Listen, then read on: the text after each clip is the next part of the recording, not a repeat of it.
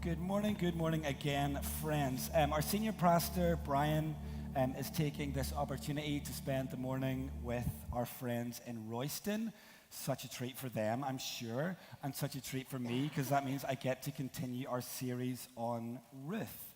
It's our fifth week in our series, and if you would like a little reminder or a little catch-up, here's what we've been talking about so far. And we started off by looking at the decision that Elimelech made for him and his family when he took them to Moab to escape a famine in Israel, and that decision turned out to have really tragic consequences. Within 10 years, Elimelech, along with his sons Mahlon and Chilion, they had all died, leaving Naomi, his now widow, and around whom this story centers, despite the book's name, and his sons' widows, like without really much hope at all. And we talked about how boosting our trust in challenging or tragic moments is a really good thing to do. Then we saw Naomi's return to Bethlehem with Ruth, one of her daughters-in-law, and Ruth chose loyal love for Naomi over probably a better, more obviously hopeful future. And we talked about the importance of a lifelong commitment to Jesus. Next up, we saw how Ruth met this dude called Boaz, and we focused in on Boaz's kindness to Naomi via Ruth and his kindness to Ruth herself when he didn't have anything to gain out of it, and we committed to practicing that type of over-the-top kindness ourselves. And then last week, we saw Ruth's proposal of marriage to Boaz, which came as a shock to him. And we also saw this as the start of the process for real for Ruth and also Naomi's redemption. And we saw that as a metaphor for the redemption that Jesus gives us. And we reflected on our own redemption through worship. And by the way, if you want to keep up on that, we made a little playlist from last week's challenge of all the fun redemption songs that are the favorites from Rehope, across Rehope. If you zap that little QR code, that'll take you to it. But you can also find it on Rehope Southside Spotify account. If you want to find that during the week and have a little listen, go for it. Good times. Today we're focusing in on the start of Ruth chapter 4. And we're going to see some of the stuff that Brian has been talking about over the last few weeks, really show its importance. Especially how the time frame of this story and its geographical setting can really help us to understand what's going on in this story and how significant that is going to be for us. So we're going to read Ruth chapter 4, and we're going to start with verse 1. And it says this: Boaz went to the gate of the town and sat down there. Soon the family redeemer, do you know that other guy that he talked about at the end of chapter 3? The family redeemer Boaz had spoken about came by, and Boaz said, "Come over here and sit down." So he went over and sat down. Then Boaz took 10 men of the town's elders and said, "Sit here," and they sat down. He said to the redeemer, "Naomi, who has returned from the territory of Moab, is selling the portion of the field that belonged to our brother Elimelech, and I thought I should inform you. Buy it back in the presence of those seated here and in the presence of the elders of my people. If you want to redeem it, do it. But if you do not want to redeem it, tell me so that I will know, because there isn't anyone other than you to redeem it, and I'm next after you." "I want to redeem it," he answered. Okay, great. Context for here. Remember, Boaz has been acting towards Naomi and Ruth with much kindness. Out of his noble character, he is under zero obligation at this point to do anything for Naomi, and he is under zero obligation to marry Ruth. He is doing this and pursuing this because he wants to do the right thing, because of his noble character. However, an obligation does exist. And that's kind of the whole reason why these 12 people have gathered there that morning. There is an obligation to do something good for Naomi, probably less so for Ruth, since she's a foreigner and she's kind of only in the mix because she was married to Mahlon. Probably that's the deal. But they do need to do something for Naomi for real. And she's been back in Bethlehem, I guess, for a hot minute, like the whole way through the barley harvest and the wheat harvest. We know that for sure, and I'm no agricultural expert. I don't know how long those harvests last or how long before those harvests they arrive back. I don't know. But I'm guessing that the whole harvest, she's not arrived back yesterday. And it's time to do something to help Naomi. It's time to get something done. Well, get what done? What are we going to do to help her? Here's this thing we can find in Leviticus chapter 25, verses 23 to 25. And this is God talking, and it says, "The land is not to be permanently sold because it is mine. And you are only aliens and temporary residents on my land. You are to allow the redemption of any land you occupy. If your brother becomes destitute and sells part of his property, his nearest relative may come and redeem what his brother has sold." So we can tell from the really similar language to what Boaz uses and what's used here in Leviticus. Like Boaz has this command, like this provision for people in need in God's land in mind. And so far, all the chat from Boaz and all the chat from Leviticus has been about fields. But we know from the context of this book that there is more to it than that. Ruth not proposing marriage to Boaz just over a field. So what's the deal with that? We'll add Deuteronomy chapter 25, 5 and 6 into the mix. They say, those verses, when brothers live on the same property, and one of them dies without a son, the wife of the dead man may not marry a stranger outside the family. Her brother-in-law is to take her as his wife, have sexual relations with her, and perform the duty of a brother-in-law for her. The first son she bears will carry on the name of the dead brother, so that his name will not be blotted out from Israel. So we're getting to the stuff that's going to directly affect Ruth, but kind of in an indirect way.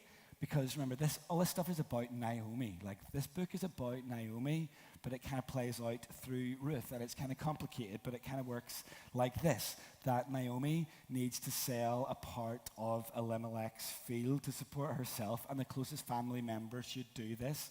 And Naomi needs a son to carry on Elimelech's line, and she can't have a son, so she's too old. So that goes to Ruth. And Ruth's brother-in-law, Killian, should do this. But Killian is also dead. Therefore, the closest family member should marry her so they can have a kid who will be considered Naomi and Elimelech's heir, so that the field can stay in the family. That's what is going on here. And Boaz has taken these two commands and provisions to this group. And so far, he's only kind of talking about fields. But we know what he's going at. Like, we know what his end game is. He wants to marry Ruth, and he's being smart about it. He knows that the closest family member should do these things. And Boaz is a close family member, but he's not the closest family member. That other guy is the closest family member, and he is obligated to buy the portion of this field and to make it work. And he is obligated to marry Ruth and provide an heir for Naomi and Elimelech. It is his responsibility. And that is a word that I like. A few weeks ago at Alpha, we were talking about like who we think God is. And one of our guests, this dude called Jay, great dude, and he was talking about how he sees God as a judge, and not in the like gavel, like good guy, bad guy kind of judge, but more in the like, this is the standard to live up by, and you can judge yourself against it. Like, this is the standard, that kind of judge. And he was talking about how we have, like, or people who believe in Jesus, have the responsibility to do everything that they can to live up to that standard, even if they know they're not going to be able to live up to that standard. Because Jesus is the standard, and the standard is good, and we should go for it. And this is, I love that idea. I love the idea of us like not being passive and like trying to become like Jesus. This is our responsibility too, and we'll partner with God in it. I love that thought. And it's kind of what's like going on here, isn't it? There is a responsibility because God is a standard, and because of who he is good, and he is kind, and he is caring, and he provides for his people then his people have a responsibility to do the things that he has set out for them. And this is important. Like, we're not just here to decide which parts of God's good ways we think we want to follow this day. Like, we don't get to decide that. Like, we have a responsibility to trust God and do his things. That's important.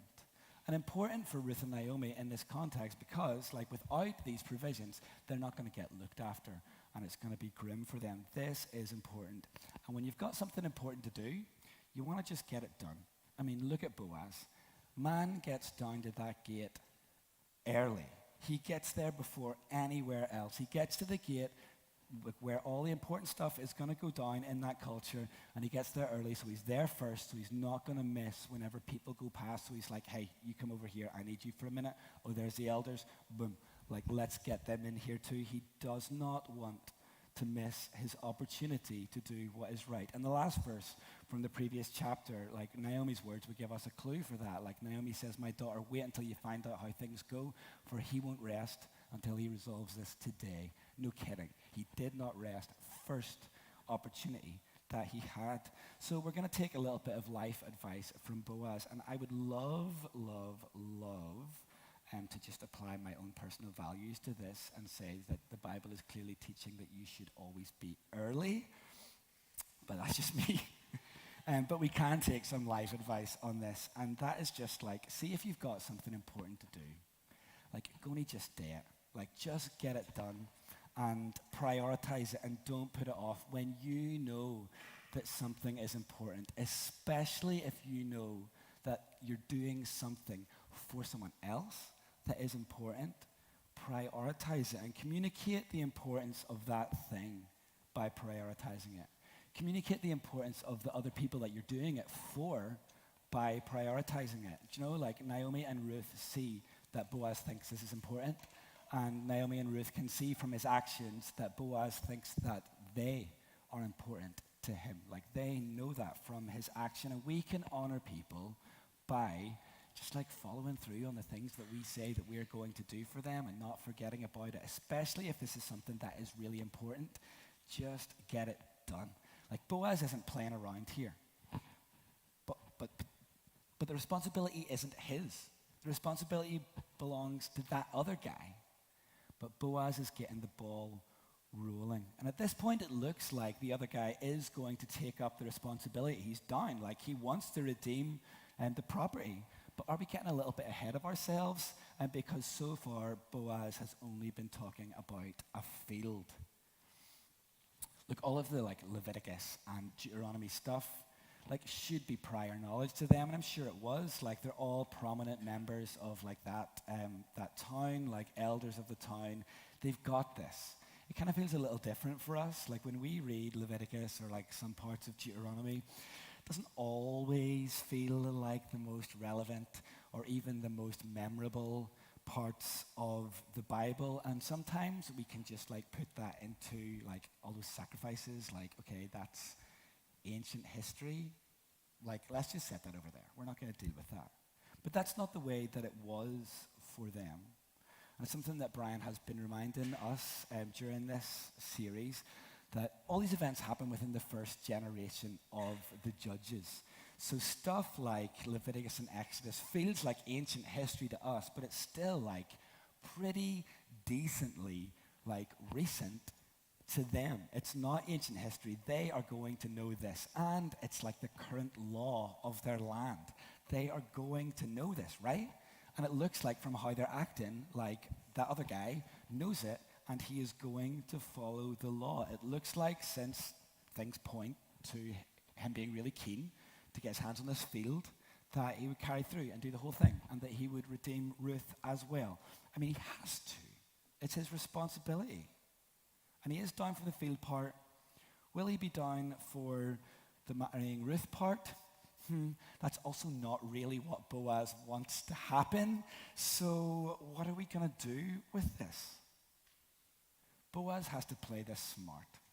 Brian alluded to that last week. And Boaz does play it smart. He's really shrewd. He gets down to the gate early. And he sees that other guy coming. And he's like, all right there, mate. Come on over here. I've got a wee hang I want to chat to you about. Elders, come on.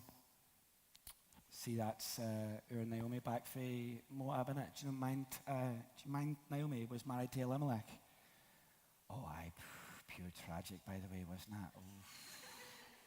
I Disney bear thinking about. Still, that field's just sitting there doing nothing, doing with it. And somebody should buy that field. You should get up. You get your hands on that field, man. Oh, help a lassie out. And other guys like, oh, me, oh, I'll do my bit. Oh, yeah, I'll do my bit. One wee thing. And there's always one wee thing, isn't there? There's always one wee thing. Like, just when you think something is going perfect, there's always one wee thing. Like, he might be a 10, you know? He's a 10. But, and I love a wee meme as much as the next person, so I'm going to go down this wee rabbit hole because I did a deep dive of your Twitters this week, Women of Rehope, and I know what you've been saying about your men. I do. Let's start at home, shall we? One from my darling wife. She says he's a 10, but he's nearly 40 and he still plays Pokemon every day. And from the timestamp there, I can tell that she tweeted that during pre-service prayer. Jamie, how'd you do me like that, mate? Cuts to the bone. She is right, to be fair. Let's move on, though. He's a 10, says Kelly, Brian's wife. He's a 10, but he wants to get an ice machine and set it on my kitchen counter. Kelly's mum warned her about these boys with their long flowing locks and their abs and their ice machines, and now Brian has none of those things. What a shame. What a shame. He's a 10, but he buys all his t-shirts in bulk off Alibaba.com, and they don't fit over his biceps. That's not really a problem I can relate to, so I'm just going to move on from that. He's a 10, but his beard is too full, and he's always smiling, and he's friendly to everyone, and he's really intelligent. Okay, fair, he's a 10. Yeah, I mean, we get it, Sam. Yeah, Paul's class. There's always one wee thing, maybe not with Paul, but there's always one wee thing. Do you know? I mean, he's a 10, but he spends so much time making fake tweets for his sermons. Oh, sorry, I jumped ahead. Never mind. This other guy's like, she's a 10, but you have to marry this other lassie from Moab to get her. And in this one, she is a field, Touishazon, as they say in La Belle Paris. But look, there's always one wee thing. Like maybe he is a 10, but he spends too much time making fake tweets for his sermon. But I'm just going to read that and think, I didn't read past he's a 10, so I'm good. Anyway, there's always one wee thing. And the wee thing in this example is that she is from Moab. And it's not just that she has immigrated. That's not the thing. Remember the start of that instruction about the fields? It says this land is not to be permanently sold because it is mine, and you're only aliens and temporary residents in my land. So it makes me want to take the foreigner aspect of this and just take it out of the equation. Because God treats everyone like they are only temporary residents on his land, and that he has a bunch of laws and instructions about treating immigrants and foreigners fairly, because God's people know what that is like. So I don't think that this is a thing where a dude doesn't want to marry Ruth because she is not from Bethlehem or not from Israel. There's more to it than that. It's not a foreigners in general thing, it's a Moab thing. Numbers 21 talks about how Moab attacked God's people as they tried to peacefully pass through their territory. And Numbers 22 to 24 set out in length Moab's ultimately unsuccessful attempts to curse God's people. And Numbers 25 tells us how, through marrying men from Israel, women from Moab did the damage by taking them away from worshiping Yahweh and onto worshiping the gods of Moab. And remember the timeline. All of this number stuff and this Moses stuff, ancient history. But this is still relatively recent to them. Not only is Ruth from Moab, the bad guys, but she is a woman who wants to marry into the people of Israel. Alarm bells are screaming at that other guy. This was the big problem in Numbers 25, and that guy just wants none of this. He wants none of it. And as if that isn't enough, like it's going to be accentuated by the geography of the region. As Brian has shown us in the last few weeks, Moab is just across the valley. Elimelech and Naomi didn't like trek for days and days and days on end to get somewhere really far away. It's just across the valley. You can see Moab from Bethlehem. You can see Bethlehem from Moab. And sometimes those like close geographical rivalries last a little bit longer, and sometimes they last longer than you can remember why the rivalry started, although that's not the case here because the history is still pretty fresh. Like, in addition to all of those numbers things, like Israel had loads to kind of be like jealous of Moab, I guess. Like Moab is known for like way more fertile farming. They didn't have a famine. People are going to have died in that famine. They didn't get affected by that. And now they're thinking, we just got ourselves back up on our feet. And now this lassie from over here is going to come over here and take our fields. Do you not have enough of your own hen? No way. No, thank you. Like, that other guy wants no part of this. And it looked like he was going to redeem Ruth. And that's his responsibility after all. But now he doesn't want to do it. Ruth is a deal breaker for him. He wants none of this. But can he just decide that Ruth is a deal breaker? Can he just decide that he doesn't want to do that? Let's find out. Let's read again in Ruth chapter 4, verse 7. The Redeemer. That other guy replied, I can't redeem it myself, or I will ruin my own inheritance. Take my right of redemption because I can't redeem it. Get this. At an earlier period in Israel, a man removed his sandal and gave it to the other party in order to make any matter legally binding concerning the right of redemption or the exchange of property. This was the method of legally binding a transaction in Israel. So, the Redeemer removed his sandal and said to Boaz, buy back the property yourself. And Boaz said to the elders of all the people, you're witnesses today that I am buying from Naomi everything that belonged to Elimelech, Kilion, and Mahlon.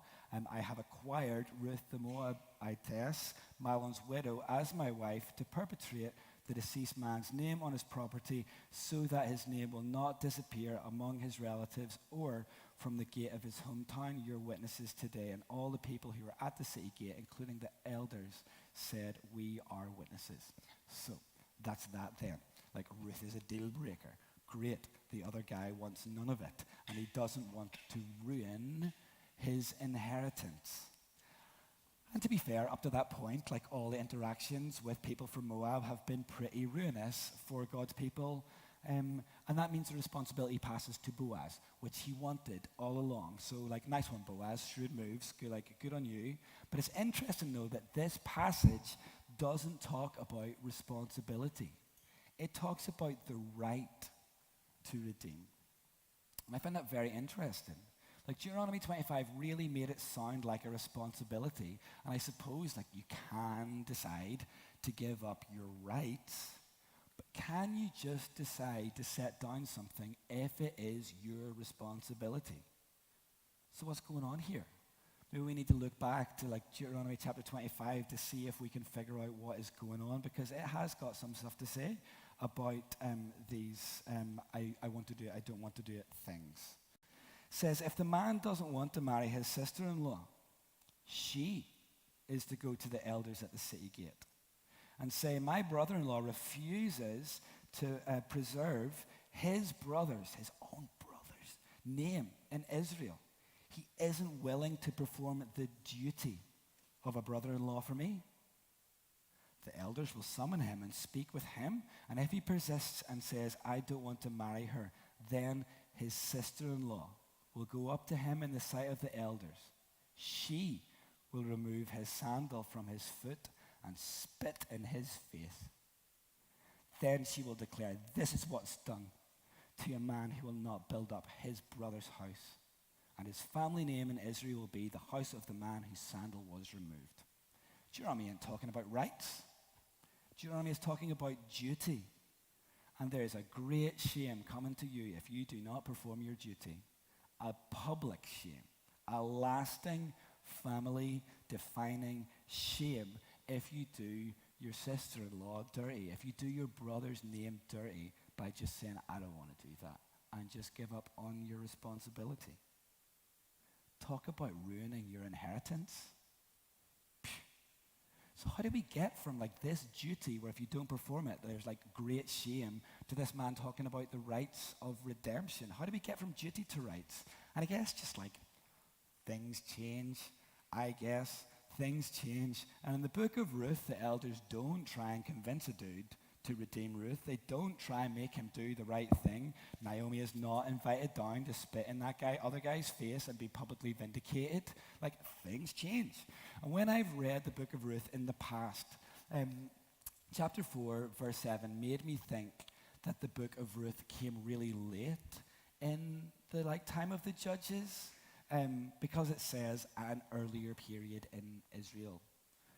Like, what earlier period? In the last month, I've heard from Brian. I'm so thankful for the way he takes all of this stuff and timelines it out, has thought about it so deeply, passes it on to us so that understanding is unlocked. For us, love that. Like an earlier period, we've learned that this is not way late in the judges' cycle. It's right in the first generation. So not a whole bunch of time has passed since this earlier period in Israel's history. But how much time has passed? All right, let's figure it out.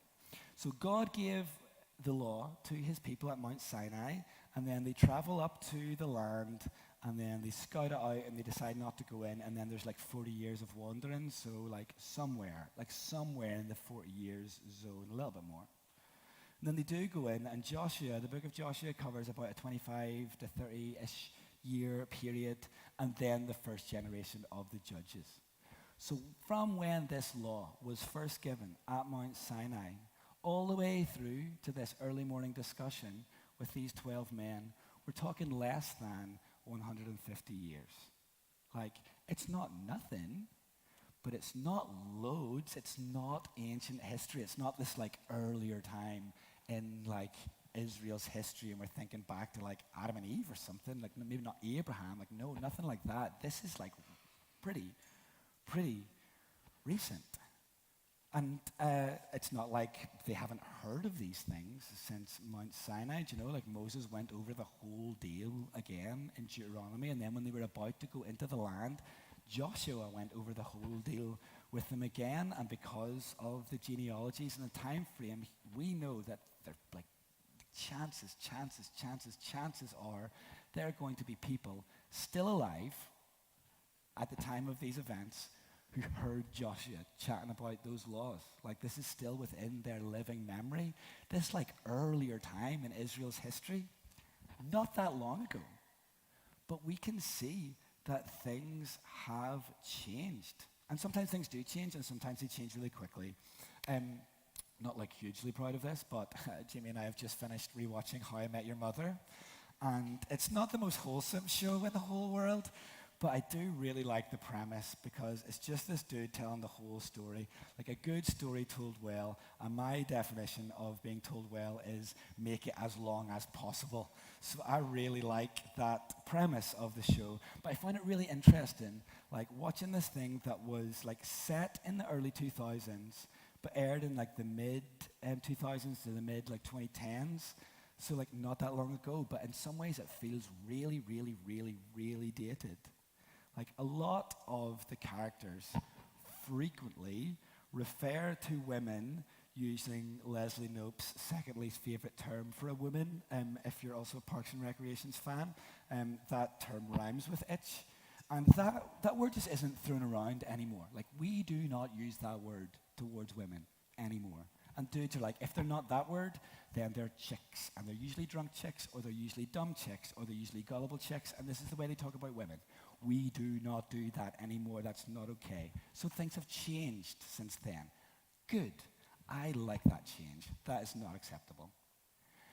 However, you kind of know that if that show is being made now and it centers mostly around the sexual escapades of this one group, that if it was being made now for a streaming service, it would be a lot more explicit than just hearing about their sexual exploits and blah, blah, blah, blah. And you're like, okay, well, like, we don't use these terms towards women anymore, but we've really compromised on this thing. And sometimes things change, and sometimes what is morally and socially acceptable changes for good, and sometimes it changes for bad, sometimes really quickly, sometimes at the same time. So we shouldn't be so surprised that things have changed, even within this first generation of the Judges. Like, we know that what the book of Judges goes like. Brian's talked about this as well. The last line of the book of Judges is that in those days there was no king, and everybody just did whatever seemed right to him. We haven't quite got there yet, but we can see things starting to slide that way. There is total moral decay during the time of the Judges, but we're just getting little hints about it now. So I'd like to leave you with just like a couple of thoughts. First of all, like, watch out against small compromises, because small compromises might not seem too significant at the time, but they lead to bigger compromises, like more significant things, more impactful things. And that other guy abandons his duty, abandons his responsibilities without consequences, and the elders don't do anything about it. So people might just be thinking, well, hey, what else can I get away with if I don't want to do it? There are other things that are going to cost me, and I just don't want to do those God things, so I'm just not going to. And little compromises can lead to big compromises. And I think if you'd ask that other guy, is this a big deal? He'd be like, no, because Boaz can redeem it. And if you think, Naomi, is this a big deal? And she'd be like, yeah, you think that I'm ruining your inheritance? Thanks, mate. Maybe your small compromise is someone else's really big compromise. Maybe your really big compromise is someone else's really small compromise. You know, things are important. Those little details matter, because sometimes like a little compromise just opens the door a little bit more. So be on guard, because we have a God who is really good, and his ways are really good, and he deserves for us to take up our responsibility to do everything that we can to make sure that we are following his ways and being as much like him as we can every day, knowing that we're not going to get it perfectly right, but knowing we're going to get the next day and say, God, I did not do that well yesterday. Help me to do it better today. Like, watch out for small compromises, and you know who you are, and you know who you're called to be. We're children of God. God's ways are good. We agree to that when we are in God's family. So live with integrity. And living with integrity means doing the thing even when it's going to cost you something. Do you know, like, we see Boaz here. He's going to buy the field. He's going to redeem Ruth. He's going to take on his responsibility once it's passed to him, and he's going to do it all. He's going to do it all, and I respect that. You can see his noble character for sure. He lives with integrity. It's not like he'll just do something when there's something in it. For him, he has been kind to Ruth and Naomi, even when there's been no obligation for him to do anything for them. That kind of like over-the-top kindness has been present in his character the whole way through the story, so it's no surprise that he lives with integrity now. He's a really good dude, noble character, respects God, respects God's ways, and follows in them. Boaz knows that God has set the standard, and that he has a responsibility that he needs to meet. And in this passage, he meets that standard. That other guy misses them, so we want to be more like Boaz. Let's prioritize the things that we have to do. Let's do them rightly without any compromises, even insignificant ones, and let's do them fully with integrity. I've got a little challenge for you today, and just do that thing that you've been meaning to get around to doing, and do it at the first possible opportunity. Maybe you know that what that thing is for you, and I'm not even saying that this needs to be like a big, deep spiritual thing. Do you know, like, if you have been talking about, this is me, if you've been talking about painting your bathroom but not doing any of that, just do it. Like, following through on your commitments, like the things that you say that you do, that's a good thing to do. If you know that there is maybe a step with God that you need to take that you have been putting off, like, you know that important thing, take your opportunity to do that at the first possible opportunity. Cool. I'm going to pray for you, my dudes, and then we're going to respond to how God has been speaking this morning.